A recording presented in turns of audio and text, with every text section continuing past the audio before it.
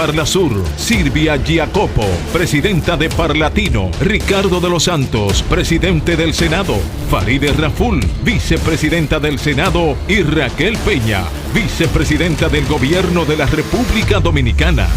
Sol de la Mañana, presente en los mejores eventos por Sol 106.5 y todas nuestras plataformas digitales y Telefuturo Canal 23, una señal RCC Media. El mejor contenido de Sol está en YouTube. Búscanos en YouTube como Sol FM.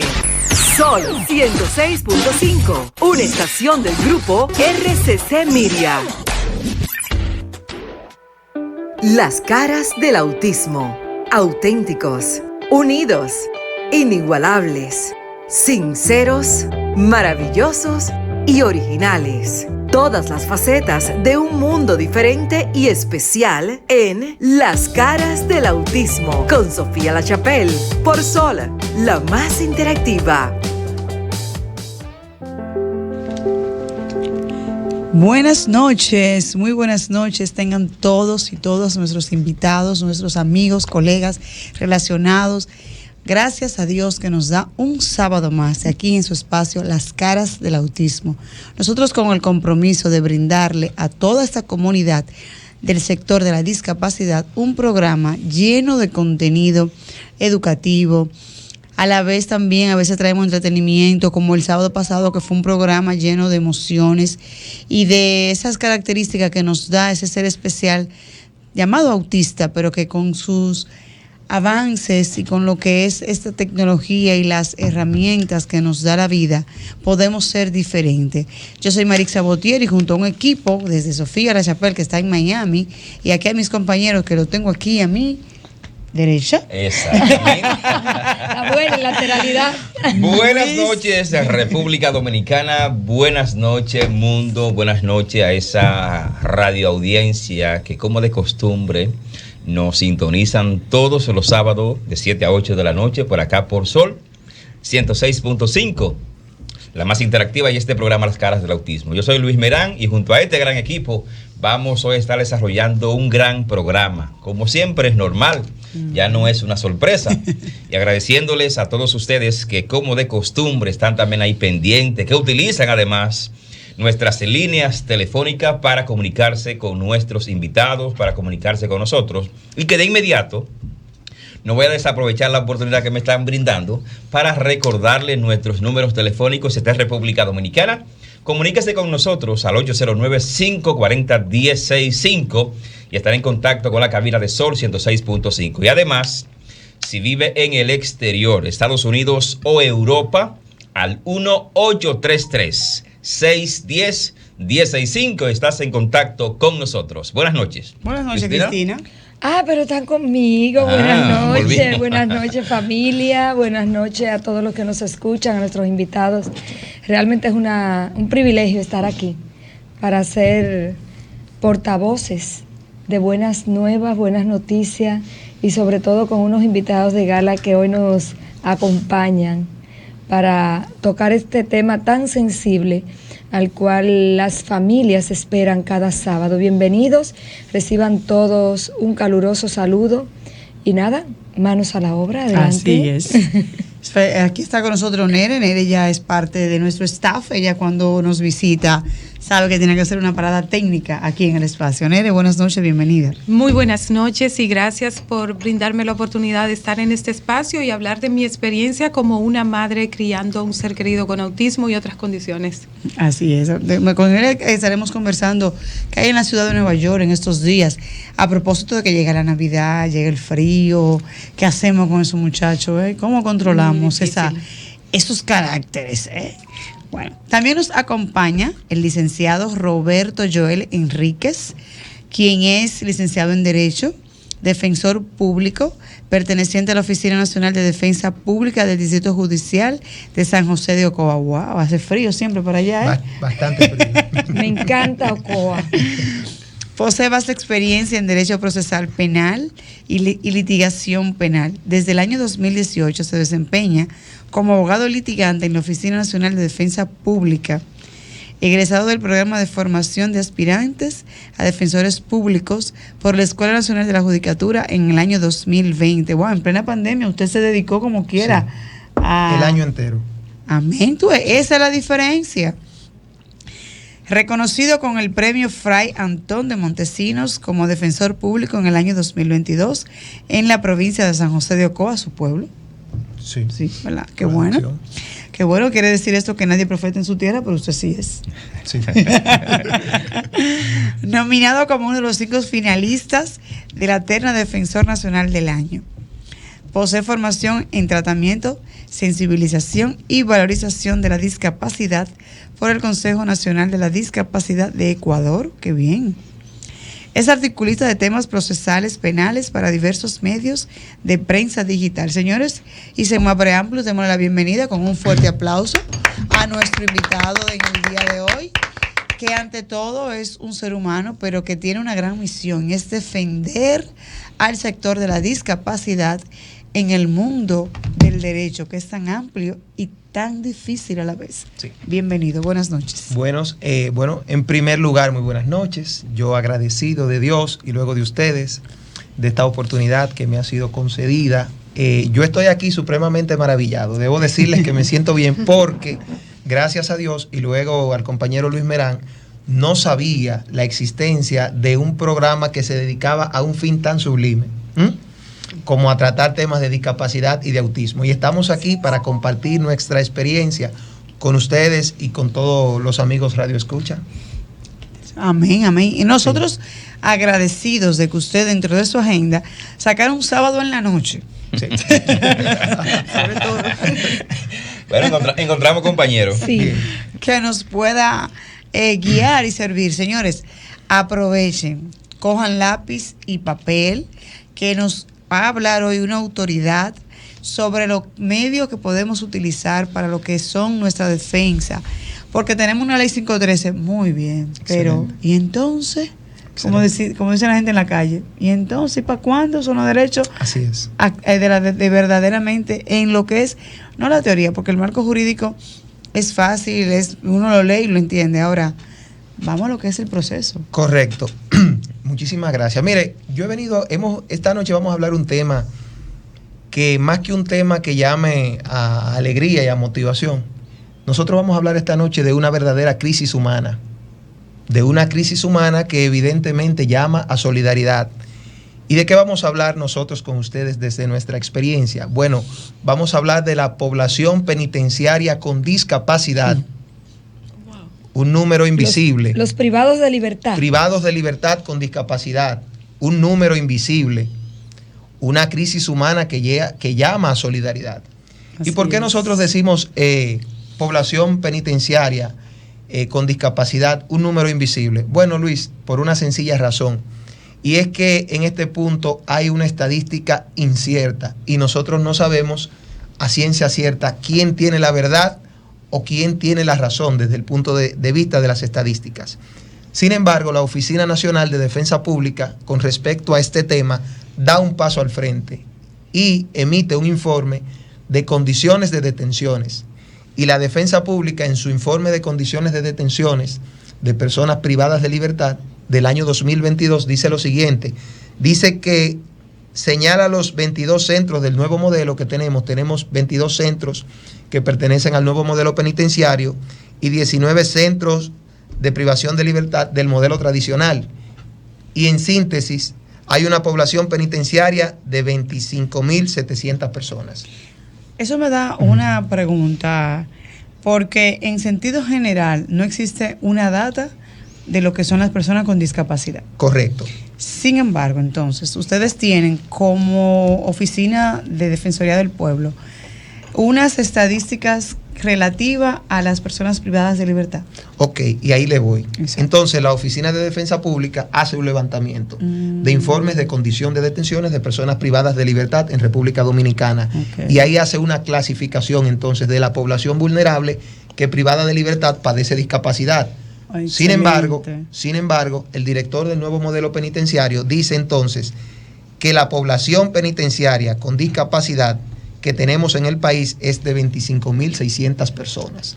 Ok, la defensa pública en el informe de condición de detenciones dice que es de 25.700 y el director del nuevo modelo penitenciario dice que es de 25.600. Sin embargo, por eso les decía de manera inicial que quién tiene la verdad con respecto a las estadísticas. Porque cuando nosotros vamos entonces al levantamiento que se hizo en el informe de condición y de detenciones de personas privadas de libertad, ¿qué ha dicho este informe? Bueno, lo siguiente: discapacidad en la población penitenciaria. Tenemos de manera documentada, y aquí esto es un gran problema, tenemos 415 internos psiquiátricos. Wow. Sin embargo, este no es el número, Luis y queridas compañeras. El número es 3 o 4 veces mayor. Esos son los que están diagnosticados. Y una pregunta que me surge. Sí.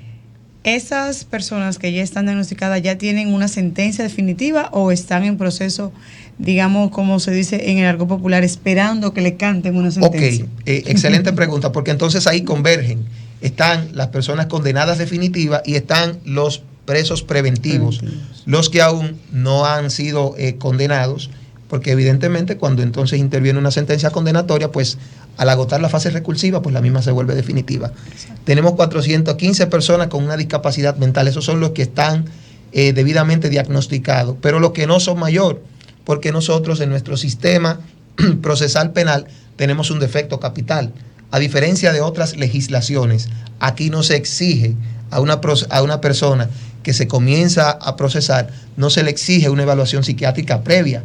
Y por eso es que ustedes ven que una persona, luego que entra al rigor penal, entonces comienza a desarrollar, mientras está privada de libertad, claro, problemas de psiquiatría, de trastornos psiquiátricos.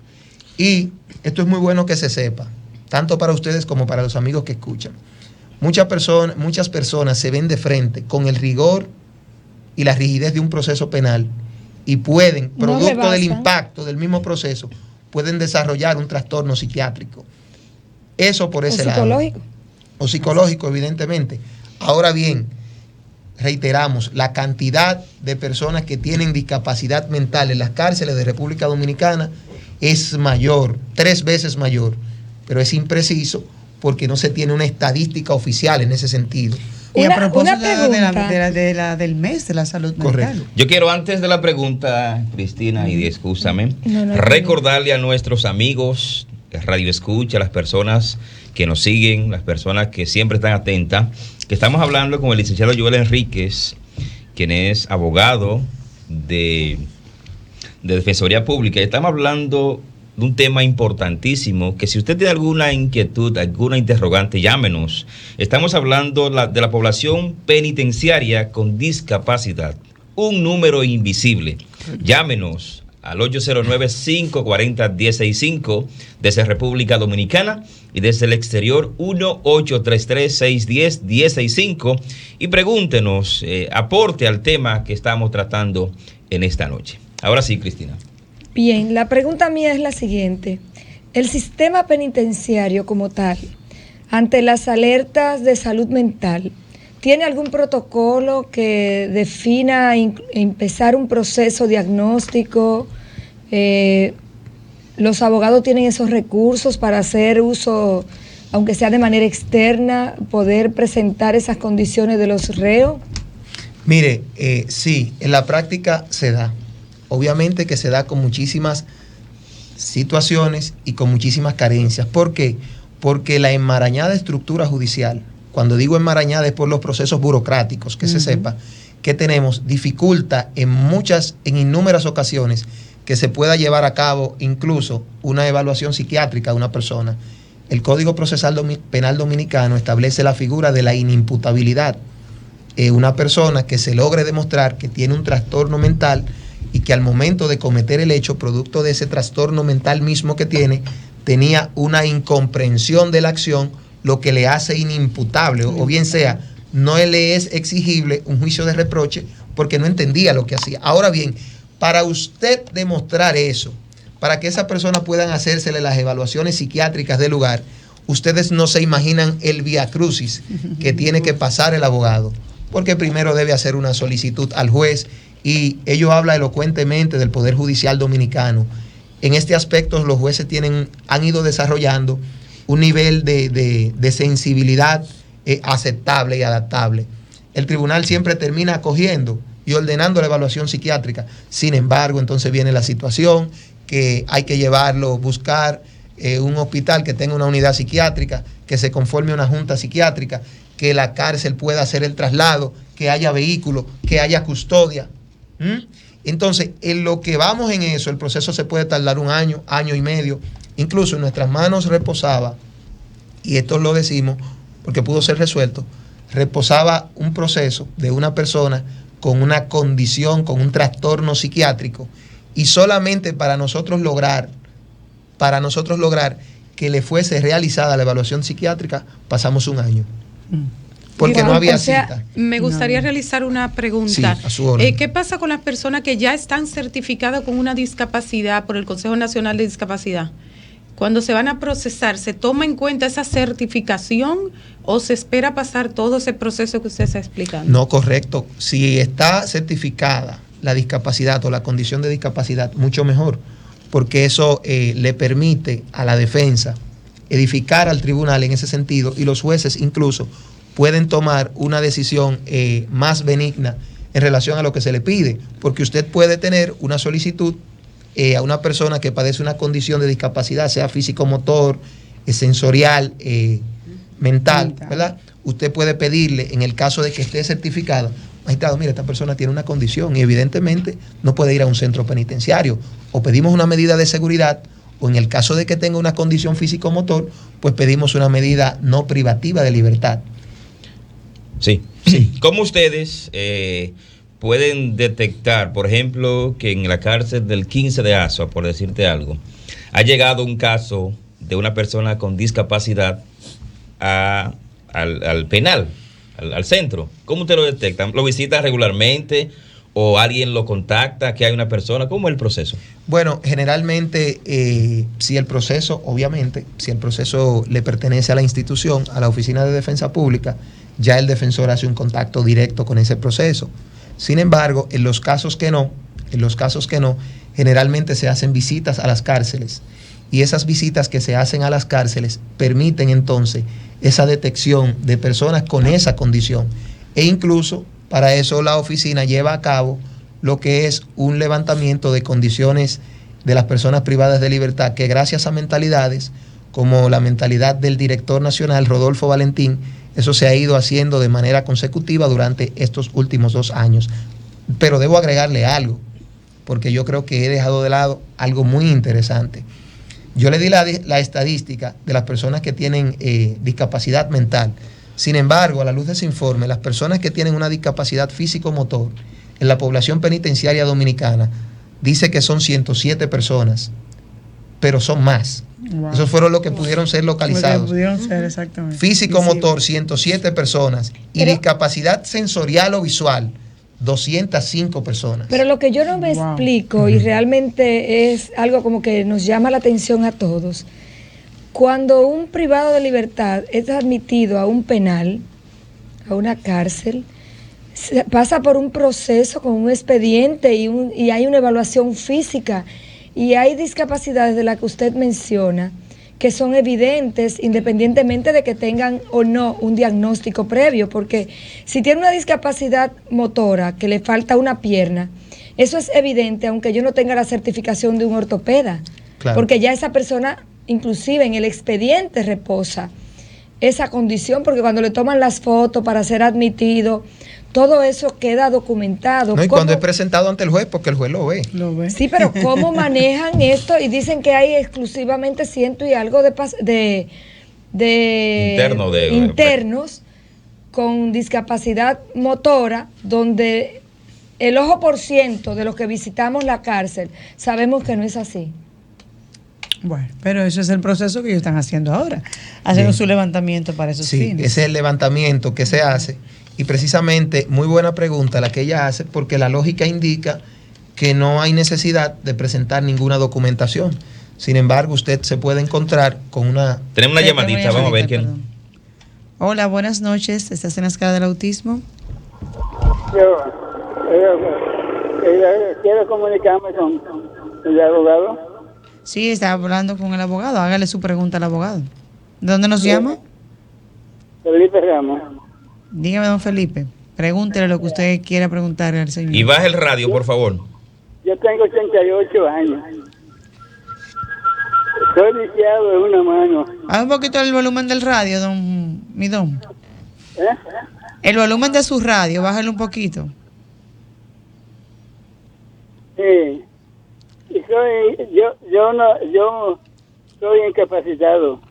Soy de lo que necesito una ayuda. Soy pobre, no puedo trabajar. Vivo en un campo.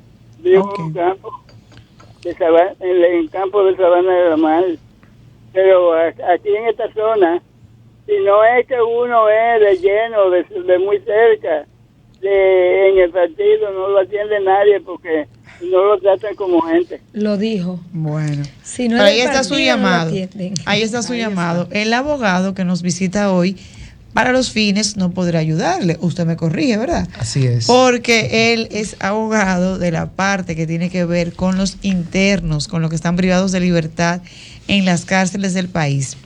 Sin embargo, yo le solicito, le digo a usted, o le orientamos a usted, que visite lo que sería el ayuntamiento de su municipio o la gobernación. Usted le explique su situación, busque lo que es la ayuda que está dando el Estado a través de lo que es el bono para las personas con discapacidad.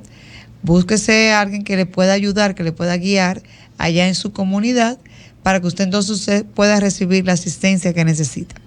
Una pregunta que le quiero hacer, licenciado, y es... Otra llamadita, por favor. Ay, sí, perdón. Hola, buenas noches. ¿Estás en las caras del autismo? Buenas noches, la cara del autismo. Sí, ¿su nombre? ¿Dónde nos llama? Si le habla Samuel Bardés desde Higüey. Samuel, fiel oyente. Gracias por estar siempre presente. Buenas noches, Samuel. Buenas noches. Yo quiero primero saludarlo a todo el equipo y luego a esa grande Sofía Chapel. Gracias. Gracias.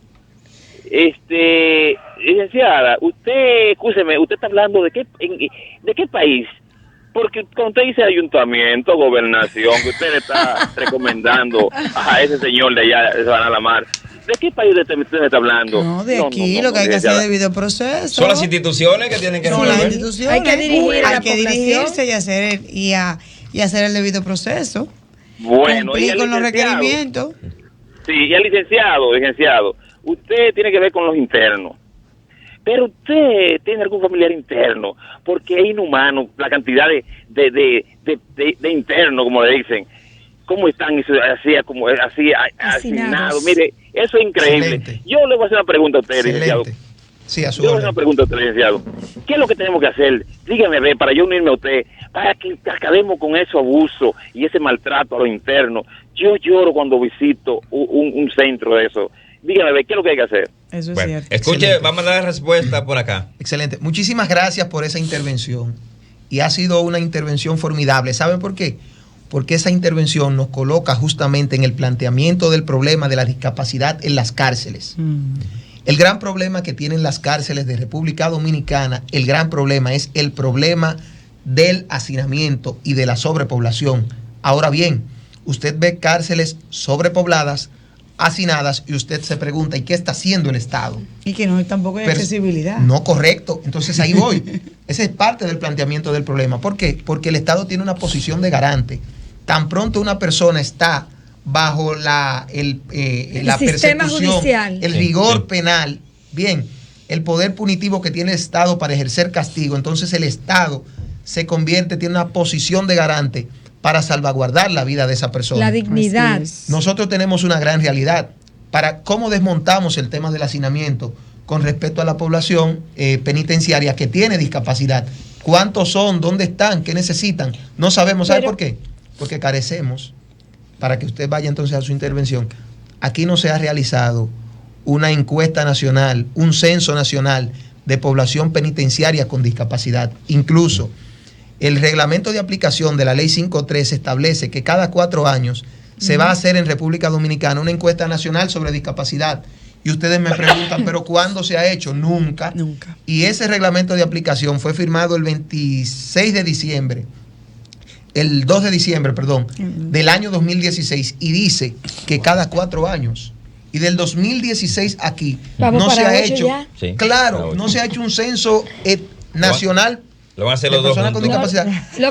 Lo que pasa es que, como decía mi papá, punta el lápiz no mata a nadie, y los papeles aguantan todo, y las políticas y procedimientos están ahí, pero no existe la voluntad de las autoridades para hacer cumplir lo que ya está legislado y escrito. Una llamadita, por favor. Hola, buenas noches. El teléfono para comunicarme cuando estaban dando, proponiendo el bono para los necesitados.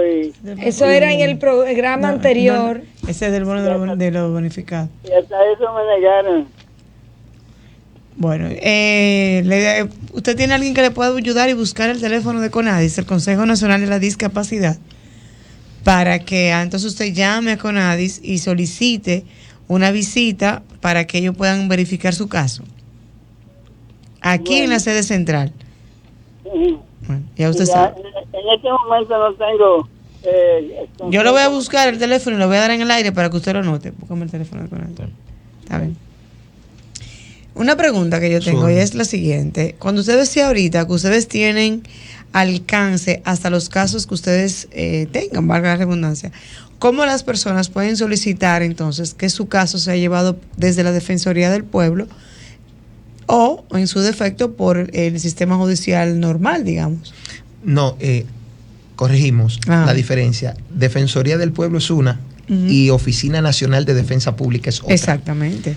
Mucha gente suele confundirse. La Oficina Nacional de Defensa Pública, ONDP, tiene una función principal y es brindar asesoría legal gratuita en materia penal. Bien, y la Defensoría del Pueblo. Una llamadita, por favor. Te quedaste en la Defensoría del Pueblo. Hola, correcto. Buenas noches.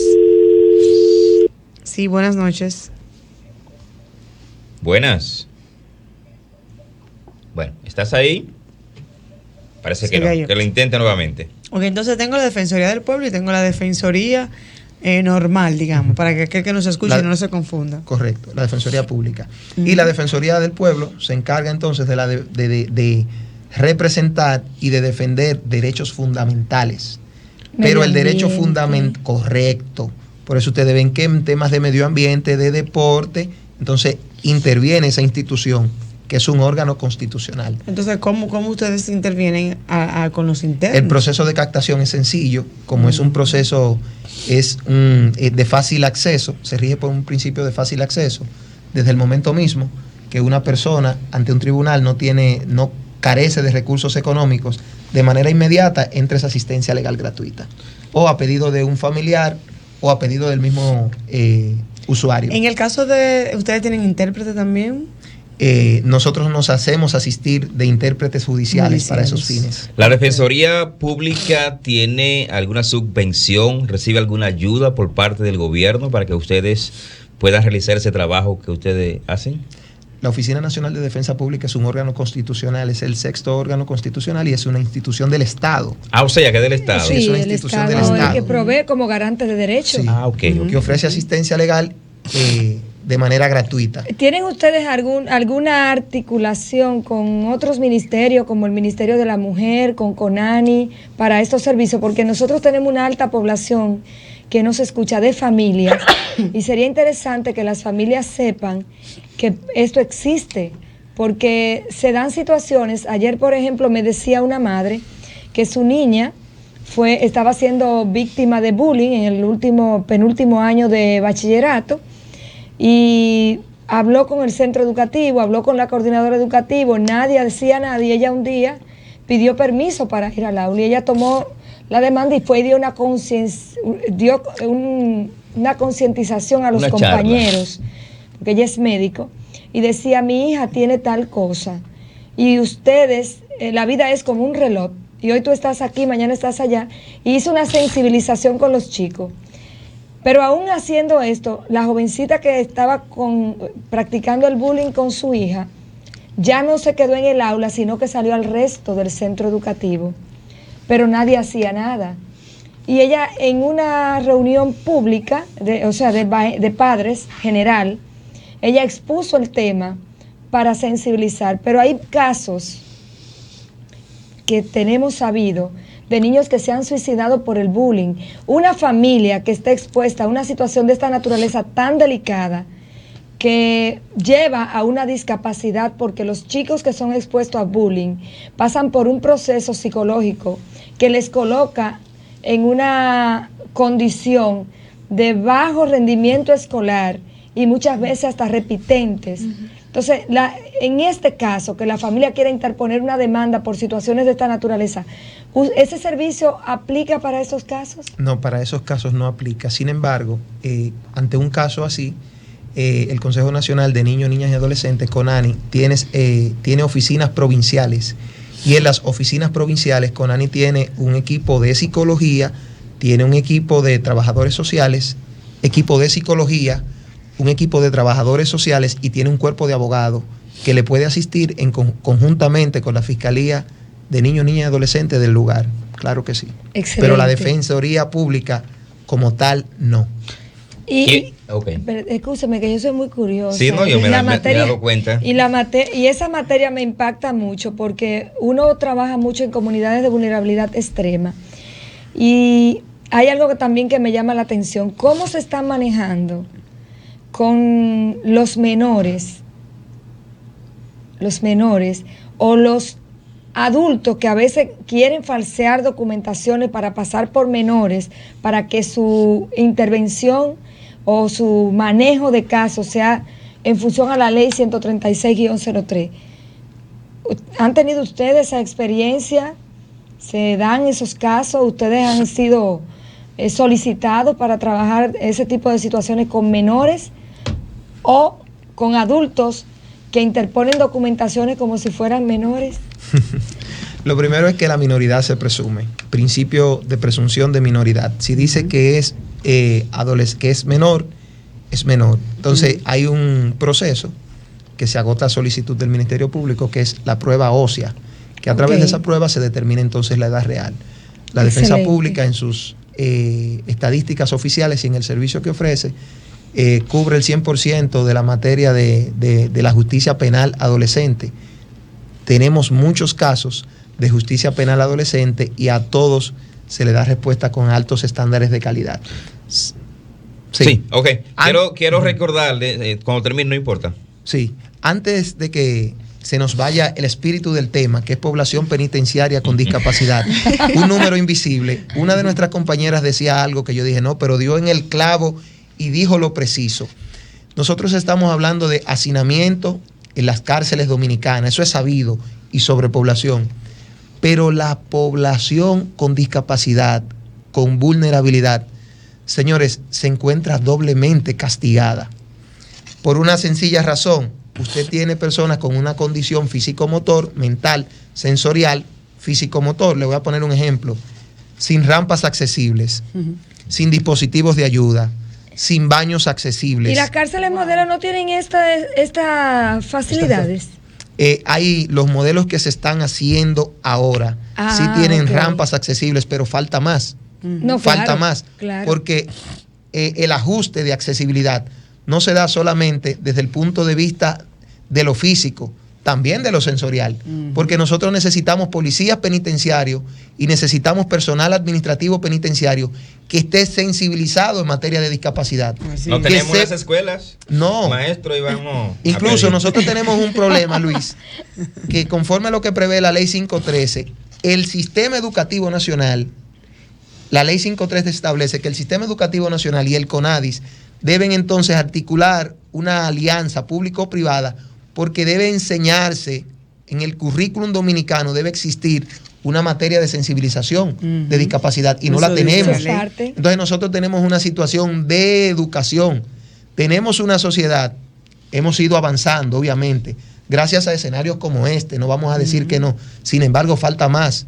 Tenemos una sociedad que necesita sensibilizarse más. Mire, yo les invito a ustedes, y ojalá este programa, algún día este equipo tenga la oportunidad de ir, ¿por qué no?, de ir a una cárcel tradicional para que ustedes vean personas que tienen una condición de discapacidad mental untada de heces fecales, para que ustedes vean una persona que tiene una condición de discapacidad físico-motor en una cárcel tradicional caminando, arrastrándose por el piso y siendo auxiliado por los otros usuarios, para que ustedes vean una persona que tiene una condición de discapacidad visual, que no ve, y su lazarillo, su pie amigo, es un interno que sí ve, y esa persona se sortea lo difícil de la vida en la cárcel, entre hacinamiento, durmiendo en el piso la mayoría de veces, careciendo de tratamientos médicos adecuados, sin las condiciones mínimas de habitabilidad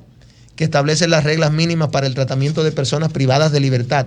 O sea, nosotros tenemos un principio, tenemos un Estado que se fundamenta sobre la dignidad humana. La dignidad humana es sagrada, es innata y es inviolable, dice la Constitución. Así es. Y su respeto y protección constituyen una función esencial de los poderes públicos. De manera que una persona con discapacidad que se encuentra hacinado en un lugar sin rampas accesibles, en un lugar sin los ajustes necesarios que debe hacerse para que esa persona pueda interactuar con el medio, está siendo doblemente castigada e incluso sometida a un trato cruel, inhumano y degradante.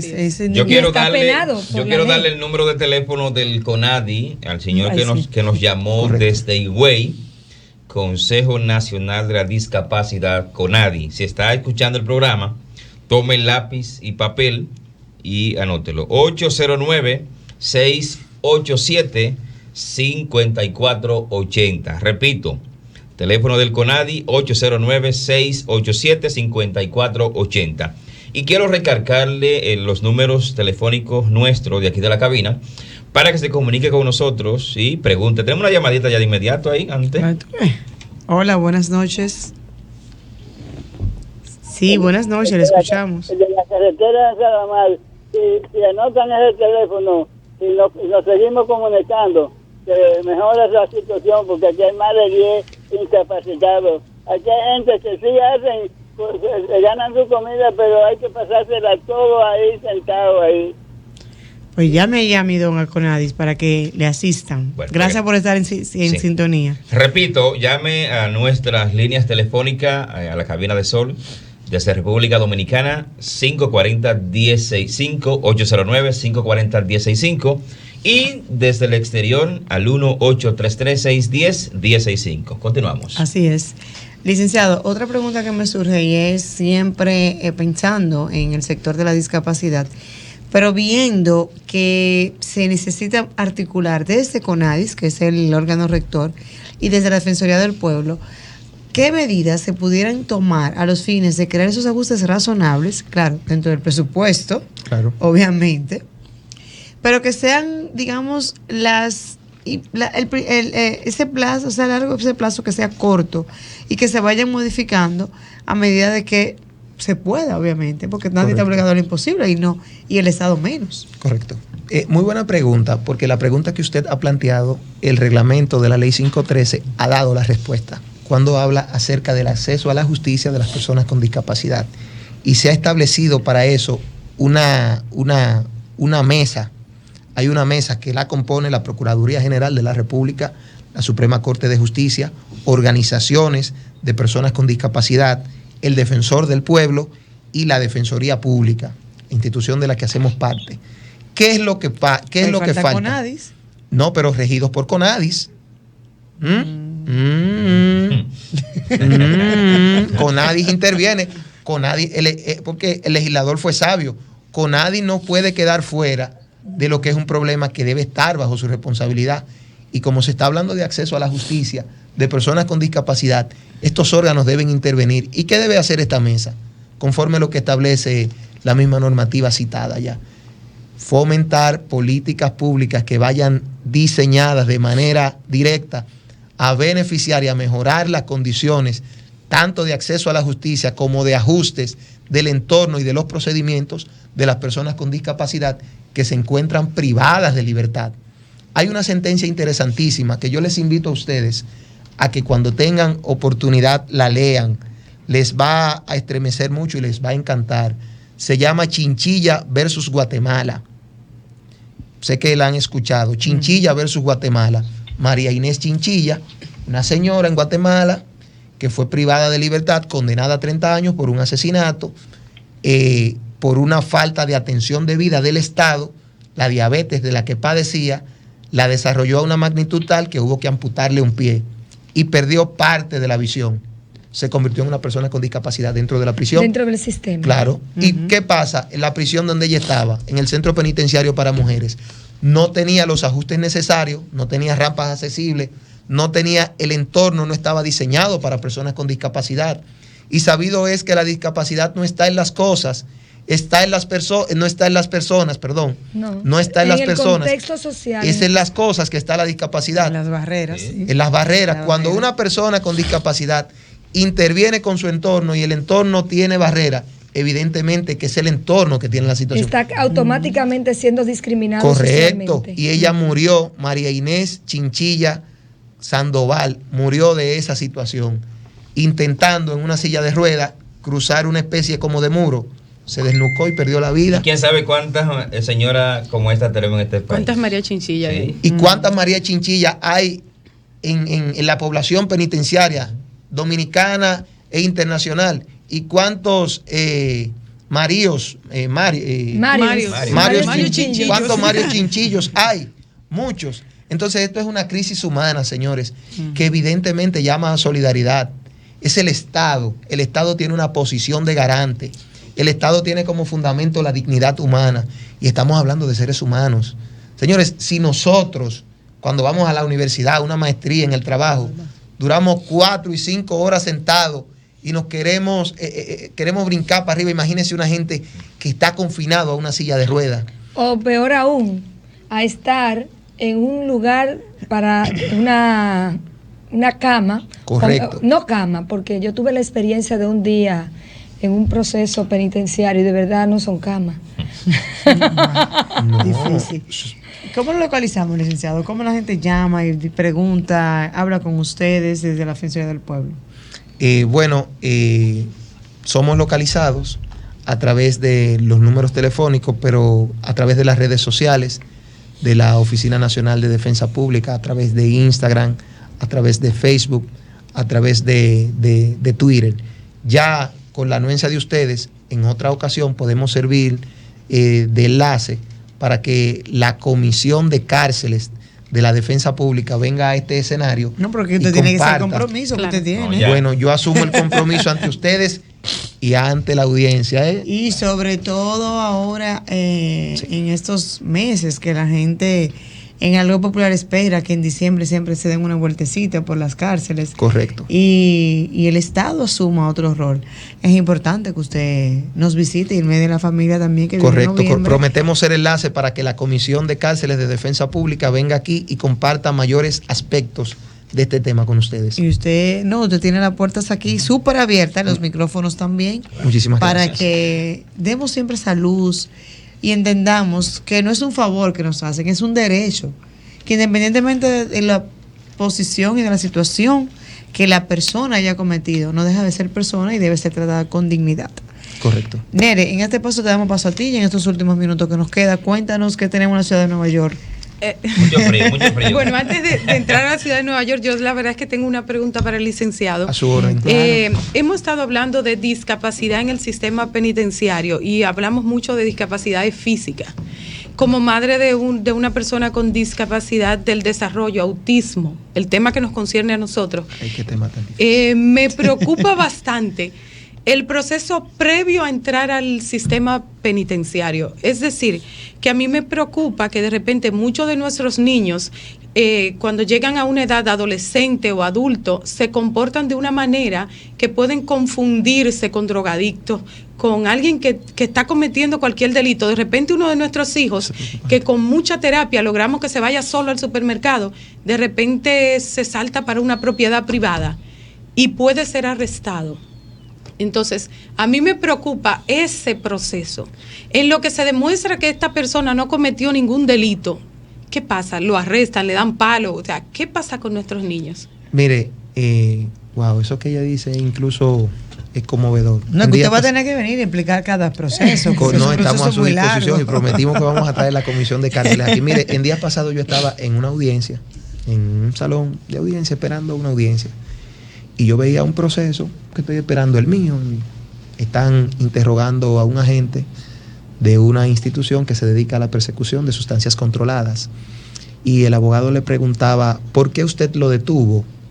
Y él dijo, yo lo detuve porque le vi una mirada, le vi un perfil sospechoso, le vi una mirada esquiva. Y él le preguntó, entonces para usted, todo el que tiene la mirada esquiva tiene un perfil sospechoso. Sí. Y inmediatamente yo dije, Dios mío, pero si es una persona, y si una persona con una condición de autismo se ve frente a esta gente, ¿qué va a pasar? Esa es la mirada autística, mirada esquiva. Claro, esa es la mirada esquiva. Si un agente ve a una persona que tiene una condición de autismo, entonces lo va a arrestar inmediatamente. Es un infractor de la ley. ¿Cómo pasó? Pasó un caso. Y que se han dado muchísimos casos. Han pasado mucho, incluso en Estados Unidos se han dado. ¿En qué medida se puede trabajar en eso? Conforme a lo que prevé la ley y conforme a la necesidad actual, se necesita trabajar en la educación y en la formación. Lamentablemente. Incluso aquí hay que trabajar en la educación y en la formación de los jueces y de los fiscales y de los mismos abogados públicos y privados. A veces hay una persona que está imputada en un proceso penal y la llevan ante el tribunal y esta es la posición. Señor, ¿usted sabe por qué está aquí? Señor, ¿usted sabe por qué está aquí? No entiendo mucho, ¿no? ¿Por qué usted está aquí? Mire, magistrada, si es que ahora se hace el pendejo porque está aquí. Sí. Señores, no. Es un problema de una persona que tiene una condición, pero que tampoco él no es, o sea, quien le está juzgando, quien le está acusando, tampoco es culpable. Porque no tiene formación, no sabe. No tiene el tecnicismo para preguntar. Entonces, es la educación lo que va a definir eso. Incluso, y ya con esto paso al turno que es suyo, nosotros somos signatarios, Luis, de la Convención de Derechos de Personas con Discapacidad. Y la Convención de Derechos de Personas con Discapacidad, eso es lo que prevé de manera muy principal en su artículo 13.5. Vamos a hacer la llamadita. Correcto. Hola, buenas noches. Buenas noches. Sí, su nombre, ¿de dónde nos llama? Gracias. Yo soy Acacio Batista. Gracias por estar en sintonía. Gracias, Santo Domingo Oeste. Okay. Muy interesante. Quiero felicitarle por la participación del ilustrado que tienen esta noche en su programa. Gracias. Sí, muy interesante el tema, el abordaje que él ha planteado y plantea sobre el tema de los internos con discapacidad. Pero quiero preguntarle, a ver, ¿cuál es su experiencia con respecto a las personas que poseen discapacidad, digamos, auditiva? O sea, en este caso los sordomudos, como le decimos, ¿verdad?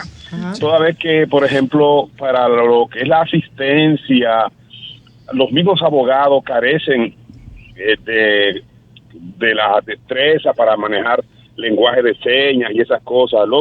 Igualmente los fiscales, nuestros jueces, o sea, el sistema a la hora, por ejemplo, de conocerle un proceso, una medida de coerción o hasta pasar una vista. Excelente. Yo tengo experiencia y me ha tocado conocer procesos, digamos, con personas con esta condición y me di cuenta que es devastador la carencia que existe en ese sentido, ya que a la hora de interpretar lenguaje de señas para comunicar lo que tiene que ver con los hechos y que vaya acorde con lo que realmente aconteció o haya acontecido, y resulta verdaderamente desastroso porque a veces tienen que llevar personas de su confianza, pero el mismo magistrado que le conoce un proceso no tiene el mínimo conocimiento sobre el lenguaje de señas. Entonces, ¿cuál es su experiencia en ese sentido, querido el letrado ilustre que está ahí esta noche? Gracias. Mi experiencia por es, su llamada. En ese sentido, yo propugno por eso, yo defiendo eso. Magistrado, debemos garantizar el derecho de defensa de este ciudadano que sea efectivo. Nosotros necesitamos aquí un intérprete judicial, una persona experimentada en el lenguaje de señas. ¿Quién cubre ese costo de ese intérprete? No, el Estado lo suministra a través del Poder Judicial. O sea, que tenemos peritos y técnicos. Sí, claro, tenemos peritos preparados. Y hay organizaciones. O sea, yo quiero mi intérprete, pero ¿quién me lo va a pagar? No, el Estado lo suministra, el Poder Judicial designa uno. Y ojo con esto. Avanzado, entonces. Ojo con esto. El lenguaje de señas en un proceso penal, la lengua de señas, no es artesanal. busca al primo de él, que el primo de él siempre ha hablado con él y se comunica. No, estamos ante un proceso de un rigor diferente. Un profesional. Y si se hace así, artesanalmente, busca al primo que el primo sabe, eso da lugar a nulidad. Es una actuación procesal defectuosa. No, porque inclusive debe ser requerido por el magistrado y aprobado para que asista a esa persona. Incluso porque es como un perito. Correcto. Y el juez, como un tutelador imparcial de derechos, de oficio, debe solicitarlo. Si no lo solicita el defensor, si no lo solicita el abogado, el fiscal, el juez de oficio puede. Se va a suspender a los fines de que sea designado un intérprete en lengua de señas. Del derecho de ese ciudadano. Como garantista sirven mucho para eso las escuelas que están en las comunidades de lengua de señas. Sí, siempre tienen profesores que están dispuestos. Y más ahora que hay una ley de lenguaje de lengua de señas. Correcto. Que ha sido aprobada, que es necesario. Y en buena hora llegó. Y es obligatoria la misma. Sí. Gracias. De verdaderamente, pero usted tiene mucho tema. Usted va a tener que agendar mucho. Perdón, tenemos tiempo para otra pregunta. Es que la verdad es que este tema. Una sola pregunta, sí. Una sola pregunta. Bueno, se ha demostrado que en el autismo, por la manera en la estructuración de cómo se procesa procesamos la persona con autismo la información, hay una afectación en la memoria de corto plazo. Es decir, que una persona con autismo puede recordar algo que pasó hace 20 años, pero no recuerda qué hizo la semana pasada. Entonces, si una persona con autismo llega a un proceso penal y le preguntan qué día usted fue a tal sitio, hizo tal o cual cosa, ¿qué pasa en ese momento? Se está tratando de demostrar que es culpable de algún hecho. Usted sabe que hemos dicho, lo dijimos anteriormente, que la ley tiene una figura que se llama la figura de la inimputabilidad. Okay. Bien, y existe incluso en nuestro Código Procesal Penal un procedimiento para inimputables.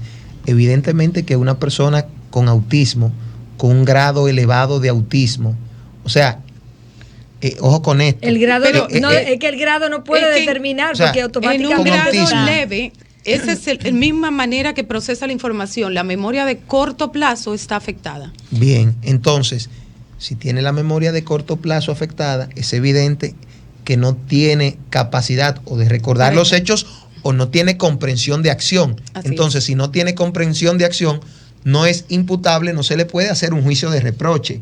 Bien, porque a pesar de que él no es la condición, tiene una condición. Sí. Pero mientras tanto, eso se confirma, la persona preventivo. Está detenido.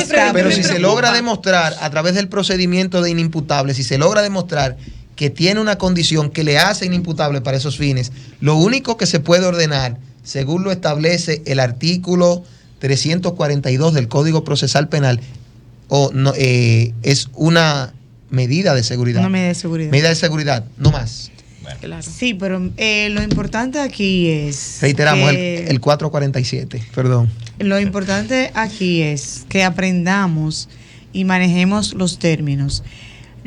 El licenciado ha sido muy claro y preciso en el sentido de que nos falta mucha educación y a nivel judicial nos falta aún más. Claro. Porque los jueces, los llamados, los jueces, los fiscales, los abogados ayudantes, los defensores de la Defensoría Técnica como la Defensoría Pública, los abogados públicos o privados, independientemente el tecnicismo de la discapacidad, la ley de discapacidad es una ley especial. Sí, claro. Que no todos manejamos, pero que a la misma vez no todos conocemos. Entonces, en el caso del autismo, por ejemplo, que es el tema principal de nuestro siempre programa, es muy difícil porque los diferentes niveles de autismo también... Antes de irnos. Sí, los diferentes niveles de autismo también chocan con lo que es la realidad. Entonces, por eso yo le pido que usted dentro de su agenda... créela, venga con su comisión completa. Sí, por favor. Miren, sí, porque ahora fue que se destapó la caja de Pandora. Antes de irnos, porque la caja es interesante, la Oficina de Defensa Pública tiene una comisión de grupos vulnerables que trabaja temas de discapacidad y lo coordina Andrea Sánchez. ¿Qué hemos diseñado y qué estamos haciendo a nivel nacional?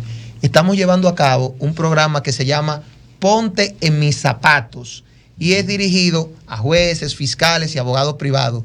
Y en todos los distritos judiciales lo estamos llevando a cabo y hemos logrado grandes niveles de sensibilización. Les digo, y con esto paso a ti, que lo hicimos en San José de Ocoa y fue tan impactante que dio lugar a que el Poder Judicial remozara la edificación y hiciera rampas funcionales accesibles.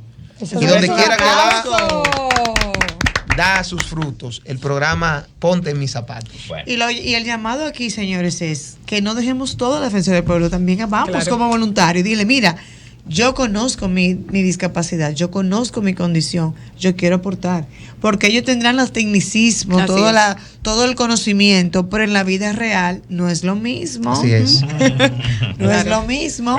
Así que de verdad agradecidísima de que usted haya aceptado la invitación de nuestro compañero Luis. Estoy a entera disposición. Cuando ustedes gusten, no, me que verán ya usted tiene aquí. El compromiso de por vida. Ay, cuente. Amén. Gracias a Dios. De asistirnos. ¿Por qué? Porque todo lo que estamos aquí trabajamos con la condición. Ella es madre con un niño autista. Yo también tengo mi niño autista. Usted lo ve muy funcional. Sin embargo, es autista. Claro. Luis tiene un niño también con autista. Cristina, que es psicóloga, tiene miles de niños. Sí, son todos todos son míos, todos son míos, todos. Entonces, nosotros estamos en el sistema de por vida. Este programa me cautivó. Este es un programa solidario. Claro. Estoy cautivado yo. Gracias, mi amiguito del alma, nuestro máster que nos regaló esos minutos por ese excelente programa en el día de hoy. Señores, gracias a ustedes por estar en sintonía. Nos vemos el próximo sábado, Dios mediante. Bye, bye. Amén. Adiós. Bye. Sol 106.5, la más interactiva. Una emisora RCC Miria. Todos los fines de semana son especiales.